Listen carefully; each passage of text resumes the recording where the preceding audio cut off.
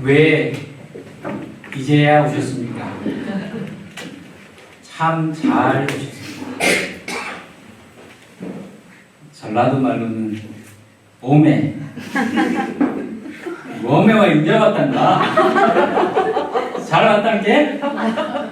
싸게 들어오시오. 자, 경상도는 와 언니 왔노 밥 먹었나? 예, 나머지 생각하겠습니다. 이곳 GMTC에서 우리 함께 성찰하는 실천녀로 또 함께하는 연대적인 간청자로 연약함 속에서 강함을, 겸손함 속에서 담대함을 배우며 우리가 다 알 수 없지만 주님의 마음을 조금 더 알아가고 다 표현할 수 없지만 우리 사이에 계신 성삼위 하나님의 인재와 능력을 마음껏 표현하고 맛볼 수 있기를 주님의 이름으로 축원합니다. 네.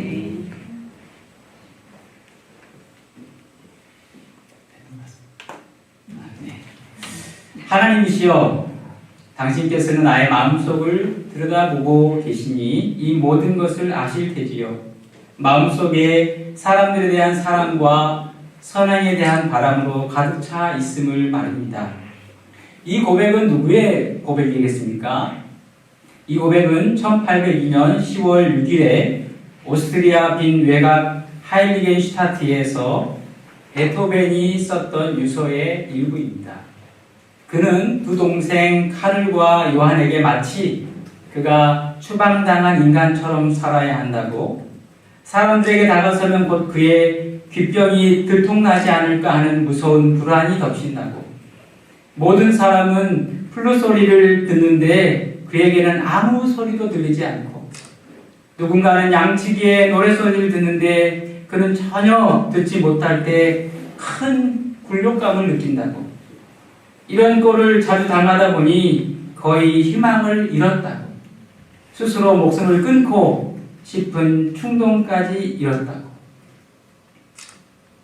하지만 그는 오직 예술과 하나님이 그에게 주신 사명을 다하지 못한 채 이 세상을 저버려서는 안 된다라고 하는 생각이 들어서 결과적으로 이후 25년 동안 이 유서를 비밀리에 간직하다가 그의 죽음 이후 그의 동생들에 의해 발견되었습니다.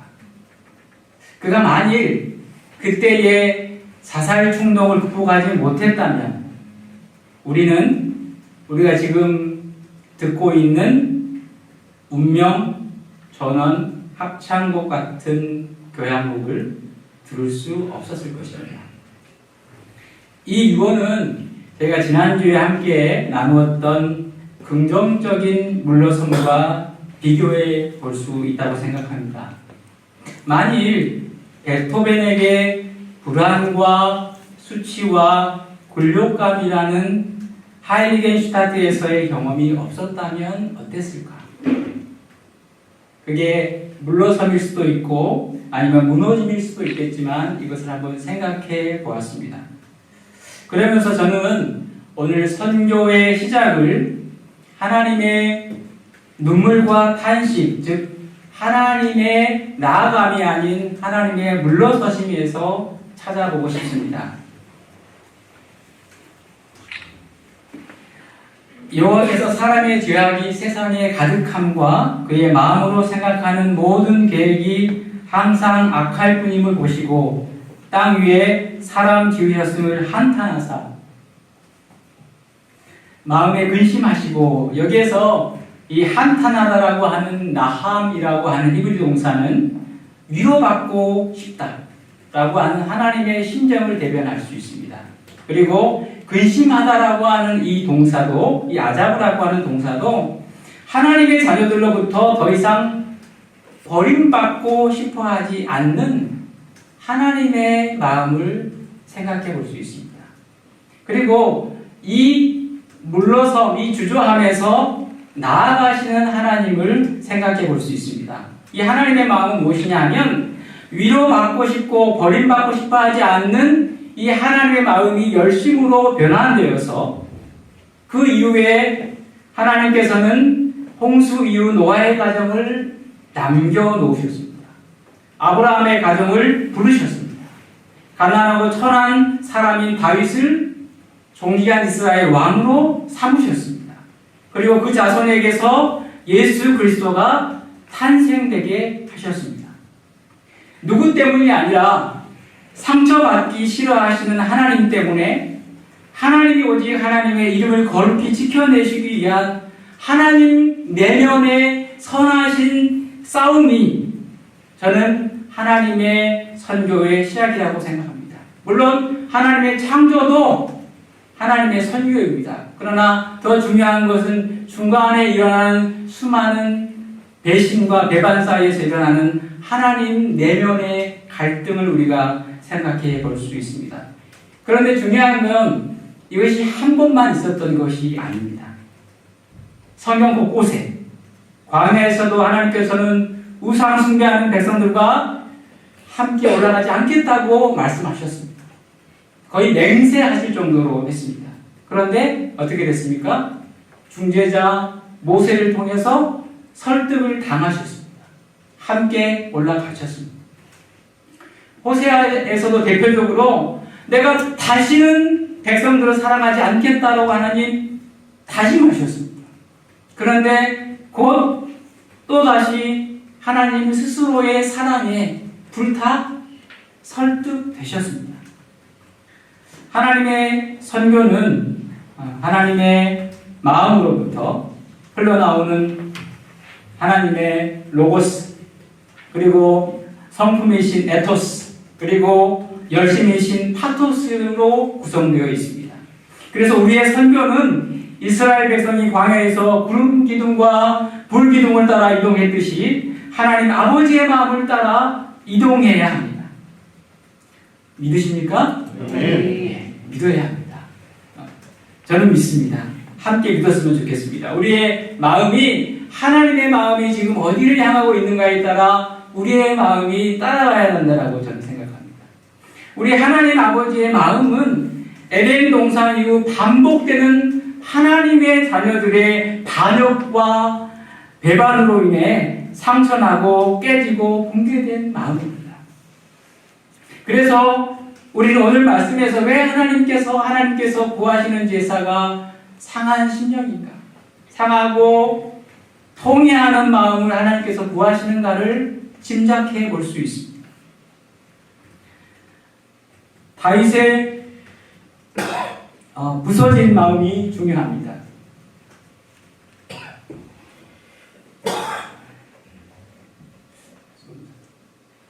하나님께서 구하시는 제사는 상한 심령이라. 하나님이여 상하고 통회하는 마음을 주께서 멸시하지 아니하십니다. 여기에서 이 상한다라고 하는 말은 상했다는 말은 이제 그릇 같은 거, 성벽이 무너지고 또 성문이 부서지는 상황을 가리킬 때 쓰는 사발이라고 하는 용어를 쓰고 있습니다. 붕괴되었다라고 하는 것이죠. 이 사무엘 하에서 밧세바와 우리아를 상대로 한 다윗의 제약 부분에 대해서 유진 피터스는 하나님이 보내신 선지자인 나단이 왕실로 걸어 들어갔을 때, 우리 51편 1절에 등장하지요. 그는 다윗에게 하나님에 대한 의식을 회복시켜 주었다고 봅니다. 하나님에 대한 감각, 하나님의 마음으로 다가가게 하는 일이 일어났다고 하는 것입니다. 나단 선지자가 사용한 비유 설교를 통해서 이 다윗의 죄에 대한 감각이 일깨워졌다고, 또 다윗의 마음은 생기를 되찾게 되었다라고 유진 피터스는 기술합니다. 다윗의 내가 여호와께 죄를 범하였노라고 하는 문장은 오히려 희망으로 가득 차 있는 고백으로서, 또 어거스틴의 표현을 빌리면 펠릭스 쿨파, 오 행복한 죄악이요에 해당한다고 보았습니다.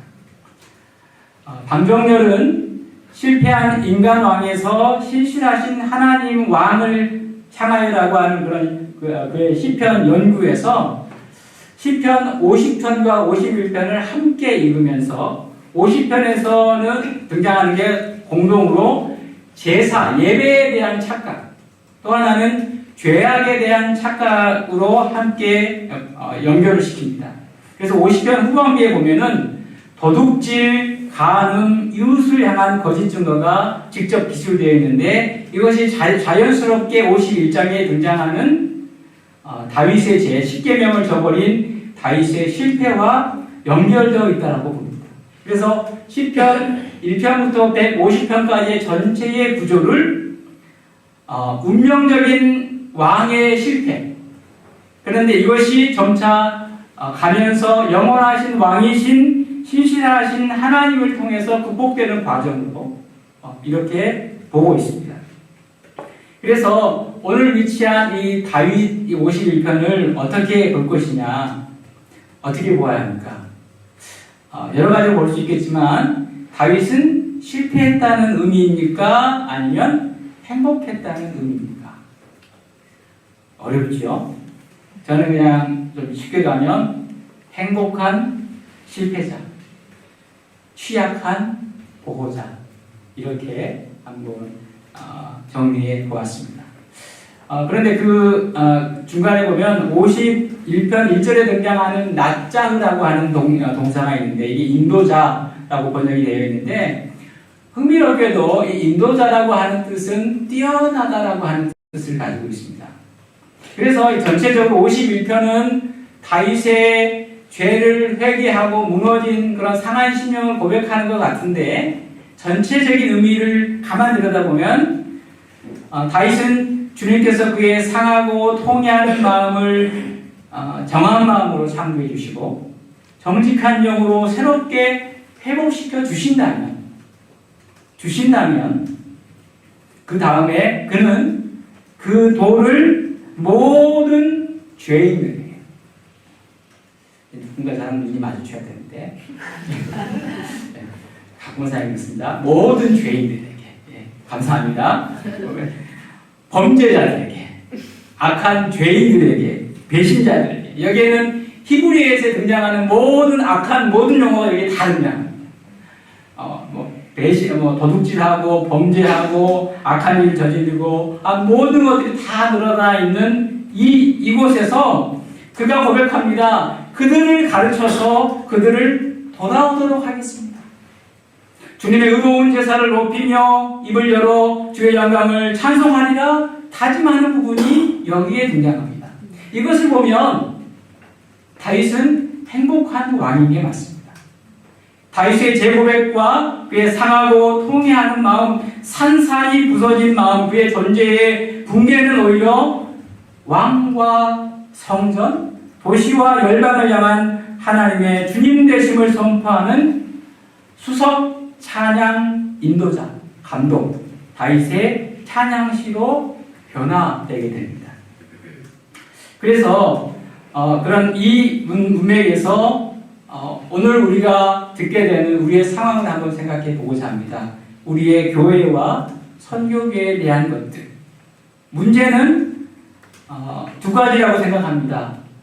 하나님의 마음을 귀담아 듣지 않는 그런 경향. 또 하나는 그 원인 속에서 우리의 무너짐이라고 하는 부분에 대해서 죄를 고백하지 않는 그 상황이 함께 어우러져서 우리의 무너짐이 있다고 생각합니다. 그런데 실은 이 무너짐은 교회와 선교계에만 있는 것이 아닌 것을 한번 잠깐 나누고 싶습니다.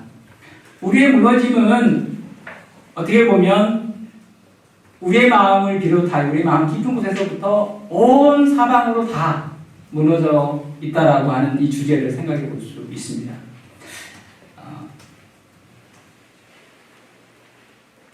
이번 구정에 처가인 부안을 혼자 방문했습니다. 영화 변산이라고 하는 그 영화에 보면 이런 대사가 있습니다. 내 고향은 폐항, 내 고향은 너무 가난해서 보여줄 건 노을밖에 없네. 장인어른과 식사를 하다가 장인어르신 말씀에 거기에 있는 새만금 개발이 아니었으면 부안이라고 하는 그 도시가 훨씬 더 살기가 좋았을 것이다. 지금처럼 이렇게 황폐하지는 않았을 거라고 하는 표현을 썼습니다. 그리고 그것 변산한 서점에서 제가 서점 있는 것도 너무 좀 그렇고 또 뭐라도 사야 되겠어서 샀던 책이 발음을 잘해야 되는데 2025년도 노벨 문학상 헝가리 작가 크리스나 호르커이 라슬로의 사탄 탱고였습니다. 제가 들고 왔습니다. 이 책입니다. 빨간 책. 예. 발음 괜찮죠? 예, 크리스나 호르커이 라슬로.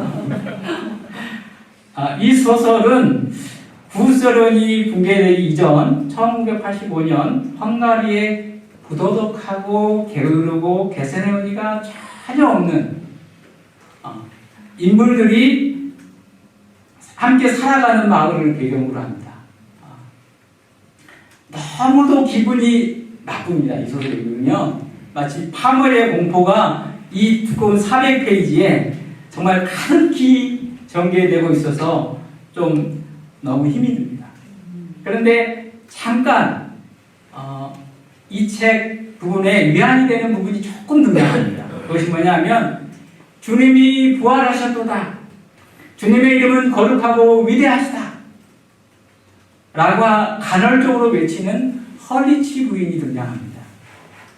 그리고 후터키라고 하는 사람은 되게 발을 절룩거리는 그런 사람인데 이 사람이 아침에 우연히 도저히 그 무너진 교회에서는 종소리가 울릴 리가 없는데 마치 잘못 들은 것처럼 혼자 종소리를 듣는 장면이 등장합니다.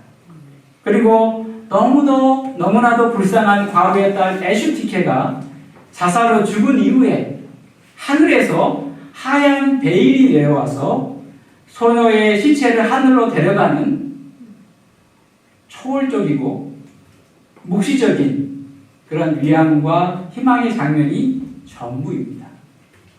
저는 부안에서의 어떤 고백을 통한 약간의 무너짐이라고 하는 주제, 콜랩스라고 하죠. 또 이 책에서 등장하는 1985년의 어떤 작은 마을이지만 또 제가 경험했던 저 인도의 어떤 마을 같기도 하고 마치 그런 경험을 하면서 이 붕괴라고 하는 단어가 계속 마음에 이 머리에 떠놀지 않았습니다. 그런데 참 너무나 뜻밖의 이번 구정에 차로 이동을 하면서 차에서 40년 전 레슬리 뉴비긴이 그 조지 오웰의 소설 1984가 있죠. 그 소설을 조망하면서 그 시대에 맞게끔 또 다른 이면의 1984라고 하는 그 주제, 교회를 향한 질문이라는 글을 읽게 되었습니다. 레슬리 뉴비긴은 이제 많이 아시게 될 겁니다. 1936년도부터 1974년까지 인도에서 선교사를 섬겼던 분으로서 글의 주제는 지금 서구 교회에 무슨 일이 일어나고 있는가, What happenings에 대해서 이야기하고 있습니다. 그런데 그가 언급한 현대 문명과 교회의 무너짐의 원인을 그는 이렇게 정리했습니다. The collapse of meaning, 의미가 사라졌다. 그리고 그가 또 하나 더 놀란 것은 뭐냐 하면 그가 인도에서 거의 40년 가까이 사역을 하면서 2차 세계대전도 겪고 1947년에 인도에서 있어났던 그런 파티션이라고 하는 종교 분쟁도 있었던 그 인도에서도 결코 사라지지도 않고 결코 꺾이지도 않았던 보다 나은 미래와 진보 사회라고 하는 그런 운동이 이 레슬리 뉴비긴이 거했던 그 영국에서 소위 말해서 서구 사회의 중심부에서 희망이라고 하는 그것이 사라지는 광경을 목격하는 것. 그리고 다시 생존기에 돌아와서 거기에서 그것을 직면하는 것이 너무 힘이 들었다라고, 가장 어려웠다라고 고백하는 부분이 있습니다. 우리 문명에 미래가 있습니까?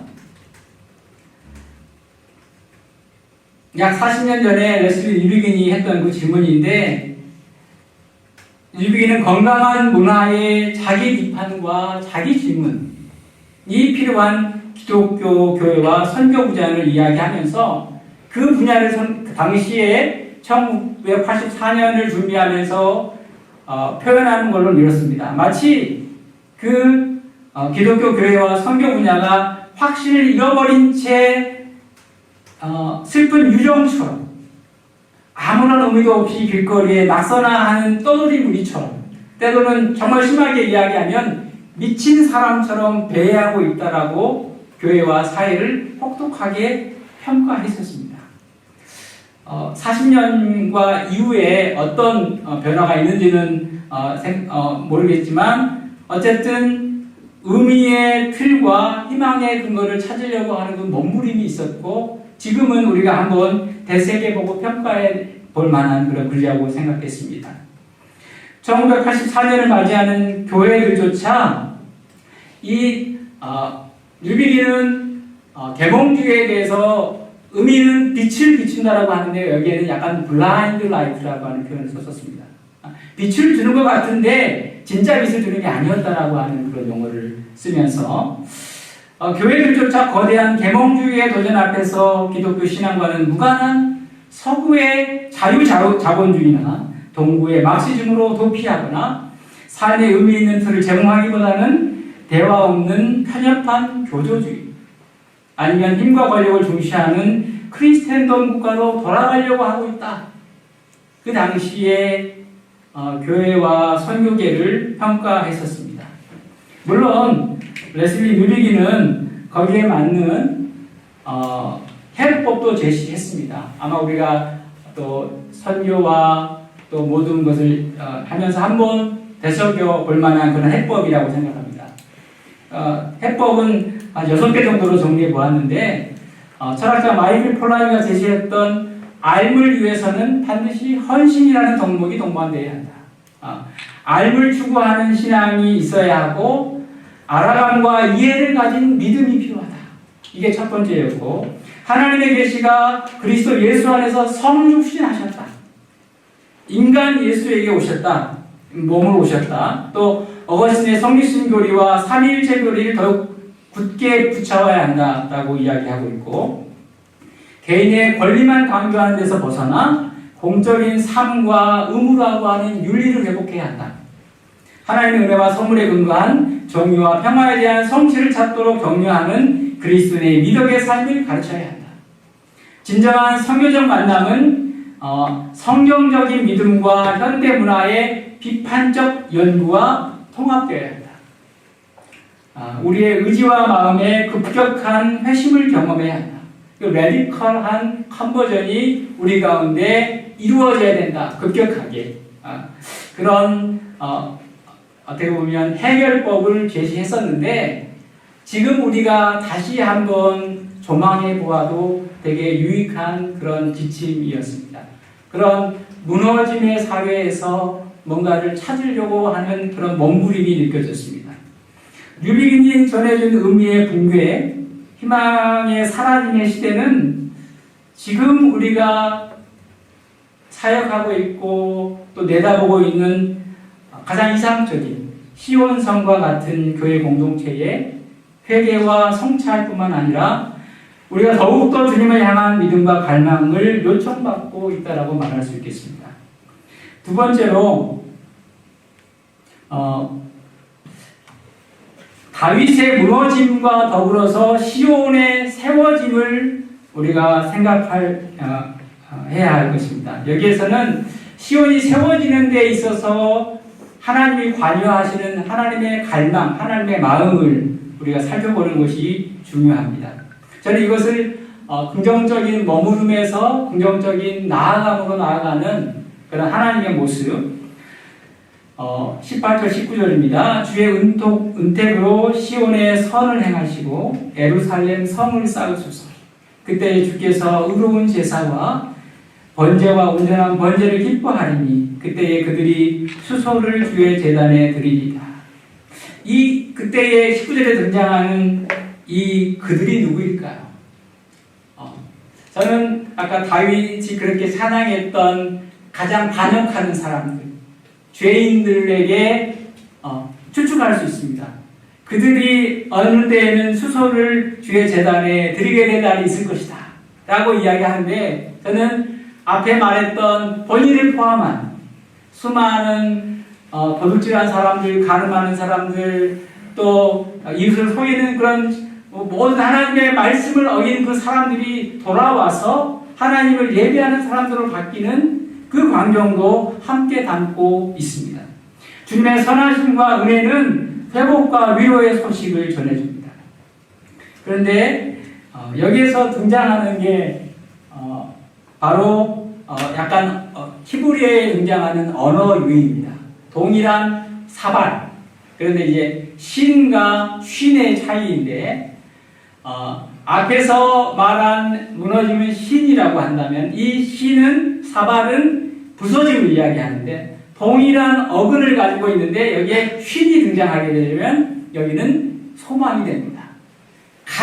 이게 참 어떻게 보면 똑같은 사발을 이야기하는데, 우리가 말하는 그릇, 우리는 히브리어 외울 때 사발이 깨진다 이렇게 배웠거든요. 그런데 사발이라고 하는 이 부서짐이 소망이라고 하는 것으로 바뀌는 이 언어 유희를 이 히브리어에서는 갖고 있습니다. 그래서 이 동일한 언어가 시편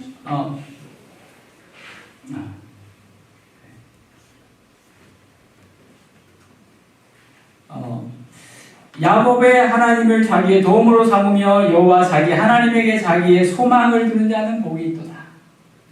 또 모든 사람이 내 눈이 주를 앙망하오니 주는 때를 따라 그들에게 먹을 것을 주시며. 똑같은 무너짐의 언어가 이제는 소망의 언어로 바뀌는 겁니다. 시온성 다윗성은 이스라엘 역사에서 단지 통일국가의 통치만을 암시하지 않았습니다.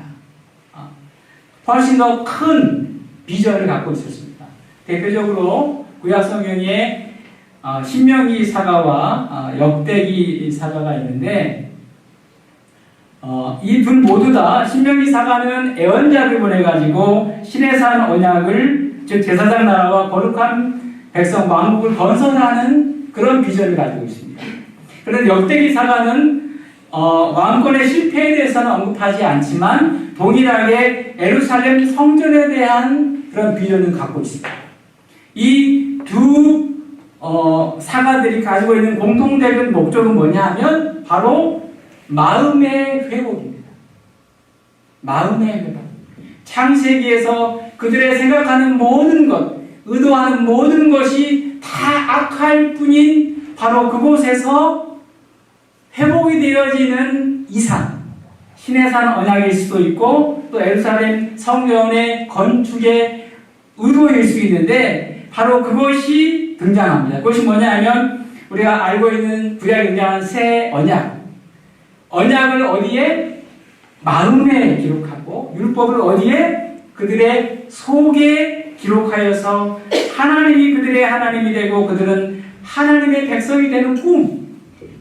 이것이 바로 모든 사가들이 꾸었던 그런 꿈입니다. 이 시온성의 기초는 언제나 하나님의 의로움과 온전한 평강이 머무는 곳이었습니다.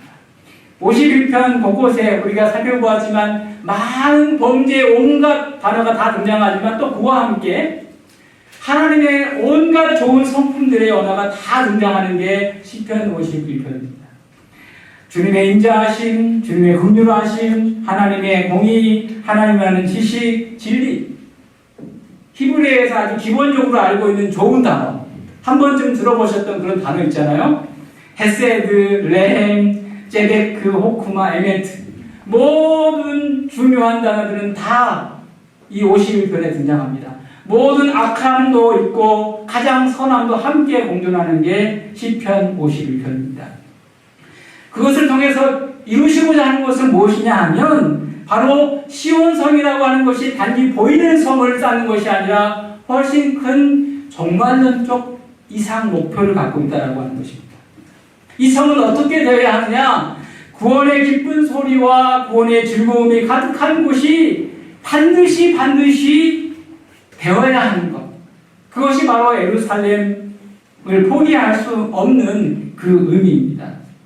예루살렘의 의미는 그래서 단순하게 그냥 한 건물을 짓는 것에 등장하는 것이 아니라 우리가 알고 있는 왕조의 통일 왕조의 가장 이상적인 왕 다윗의 마음과 솔로몬의 마음 중심에서 이것이 등장해야 합니다.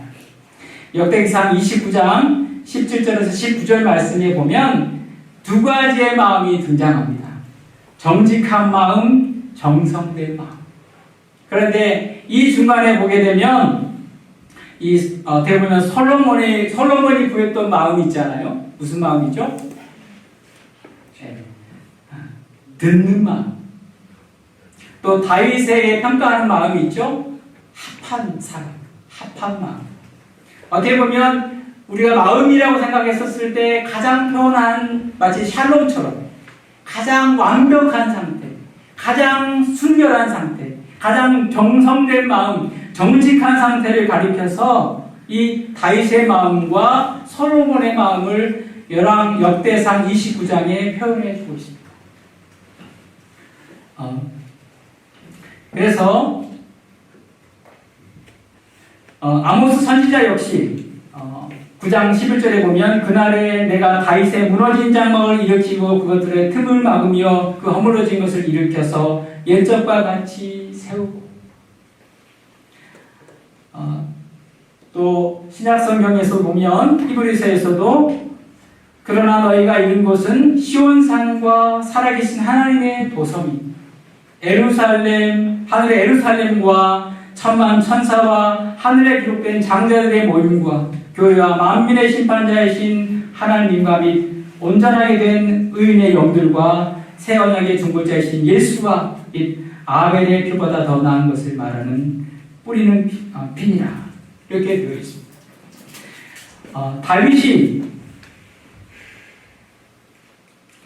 다윗성과 시온성이 부서진 마음에서 주를 향한 소망으로 전환되는 이 소망이 바로 하나님 아버지의 마음에서 흘러나오는 갈망입니다.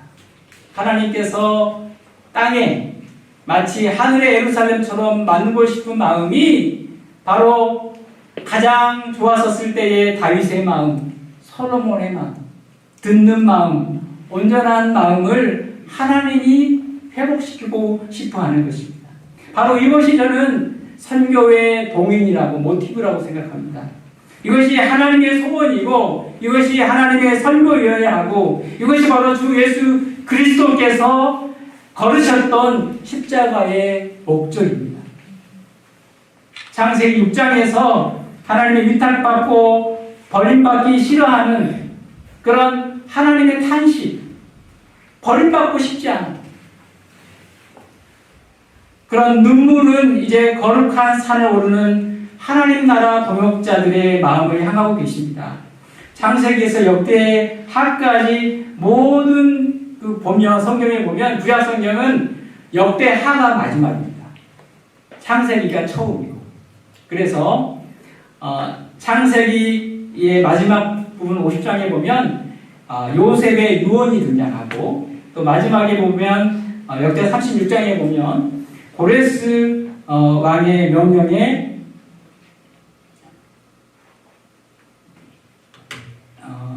동일하게 사용이 됩니다. 오른다라고 하는 단어가 등장합니다.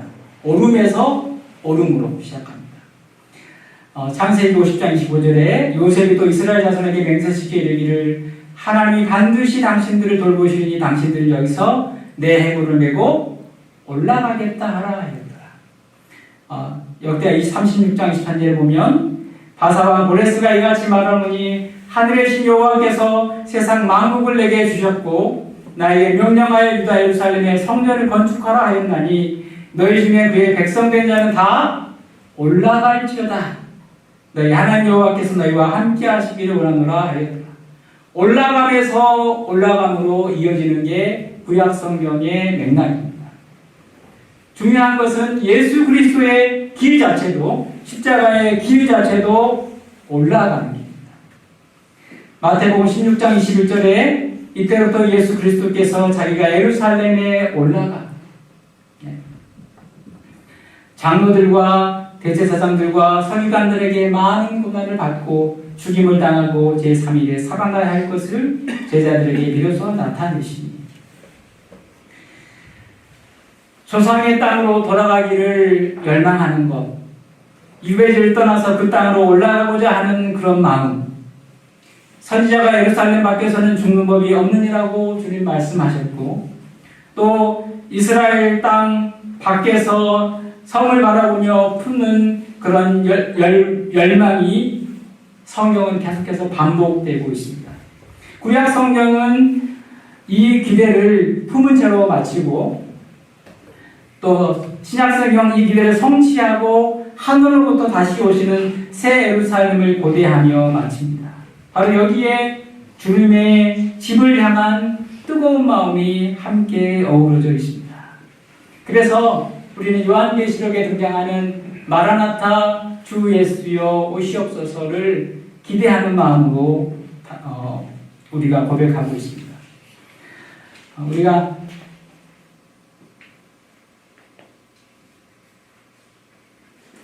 여호와의 산에 오를 자 누구며, 이게 구약 성경에 많이 등장하는데 이곳에서 그의 거룩한 곳에 설 자가 누구인가? 마지막 절에 보면 이는 여호와를 찾는 족속이요 야곱의 하나님의 얼굴을 구하는 자다 라고 되어 있습니다. 하나님 아버지의 마음으로부터 흘러나오는 창세기 6장에서의 하나님의 탄식과 또 중간에 등장하는 시편에서 등장하는 무너진 마음의 죄를 고백하는 다윗의 그 고백, 그리고 마지막에 또 그때는 그들이 수소를 예배하느냐, 여기에서도 올라가는 말이 등장합니다. 또 창세기에서 요셉의 유언이 있고, 또 이 모든 것 속에서 함께 올라가고 기대하는 장면이 성경에 등장하고 있습니다. 그래서 하나님의 마음과 우리의 무너진 마음이 함께 부딪혀서 함께 바라보아야 할 것은 의와 평강의 도시 예루살렘의 회복, 하늘로부터 내려오는 새 예루살렘을 향한 갈망이자 우리가 이 시간 드리고 있는 예배입니다. 이 예배를 통해서 모든 열방의 선교지 가운데에 지속적으로 함께 어우러지고 나타나야 할 그 마음이 무엇입니까? 하나님의 마음, 우리가 함께 따라가야 할 마음이라고 믿습니다. 만군의 여호와의 열심이 이 모든 것을 이루실 줄로 믿습니다. 주를 향한 우리의 마음의 갈망은 단 하나, 주님을 더 원하는 것이어야 할 것입니다. 기도하겠습니다.